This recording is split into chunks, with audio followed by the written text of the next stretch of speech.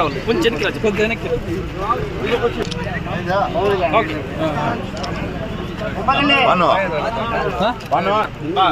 9:30కి నక్కపల్ల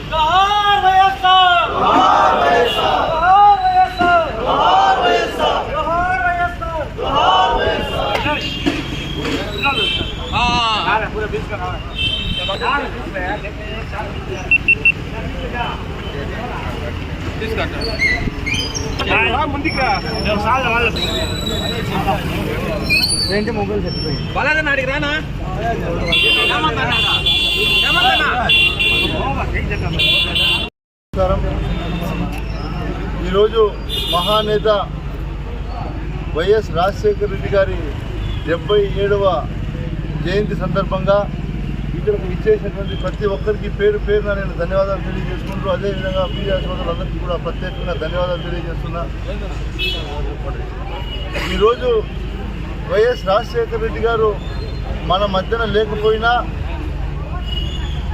రాష్ట్రంలోనే కాదు ఈ దేశంలోనే గర్వంగా చెప్పుకోదగ్గ మహానేతగా మహానాయకుడుగా ప్రతి కుటుంబానికి సంక్షేమాన్ని అందించినటువంటి గొప్ప నేతగా నిలిచిపోయినటువంటి మహానేత ఎవరైనా ఉన్నారు అంటే భారతదేశ చరిత్రలో అది వైఎస్ రాజశేఖర రెడ్డి గారికి దక్కుతుందని కూడా ఈ సందర్భంగా తెలియజేస్తున్నా. ఎందుకంటే 33 సంవత్సరాలకే పిసిసి ప్రెసిడెంట్ అవ్వడం, ఆయన పోటీ చేసినటువంటి ఏ ఎన్నికల్లో కూడా ఓటం అనేది తెలియకపోవటం, 6 సార్లు ఎమ్మెల్యేగా గెలవటం, దాదాపు 3 సార్లు ఎంపీగా గెలవటం, 2 సార్లు ఎంపీగా గెలవటం, 3 సార్లు మంత్రిగా ఉండటం, 2 సార్లు ముఖ్యమంత్రిగా పనిచేయటం ఒక మహానేత వైఎస్ రాజశేఖర రెడ్డి గారికి ఇది సాధ్యమని కూడా మనం తెలియజేస్తున్నాం. ఎందుకంటే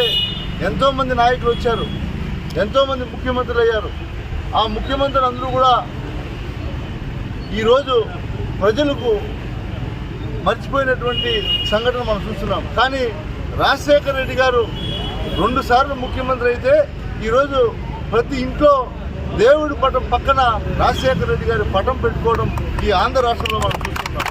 ఎందుకంటే చెప్పుకుంటూ పోతే 4% రిజర్వేషన్ కావచ్చు, మహిళల సంక్షేమం కోసం కావచ్చు, రైతుల కోసం కావచ్చు, ఈరోజు ఎంతోమంది ముఖ్యమంత్రులు ఎన్నో గొప్పలు చెప్పుకుంటున్నా ప్రజలు మాత్రం ఆ మహానేత వైఎస్ రాజశేఖర రెడ్డి గారు చేసినవే గొప్పగా చెప్పుకున్నటువంటి సంఘటనలు మనం చూస్తున్నాం.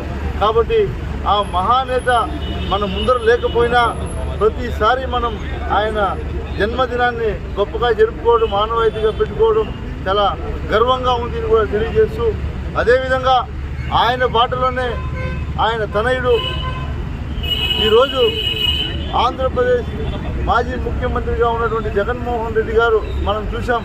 గడిచిన 5 సంవత్సరాల పరిపాలన ఎంత దగ్గరగా ప్రజలకు ప్రతి ఒక్కటి కూడా వాళ్ళ ఇంటి దగ్గరికి అందించినటువంటి ఘనత ఆయన కుమారుడైనటువంటి జగన్మోహన్ రెడ్డి గారికి దక్కుతుందని కూడా తెలియజేస్తూ, ఖచ్చితంగా రాబోయే ఎన్నికల్లో మళ్ళీ జగన్మోహన్ రెడ్డి గారిని ముఖ్యమంత్రిని చేయడానికి ఆంధ్ర రాష్ట్ర ప్రజలందరూ కూడా వేచి చూస్తున్నారని కూడా తెలియజేస్తూ ఈ అవకాశం కల్పించి అందరికీ కూడా ప్రత్యేకంగా ధన్యవాదాలు తెలియజేస్తూ సెలవు తీసుకుంటాం.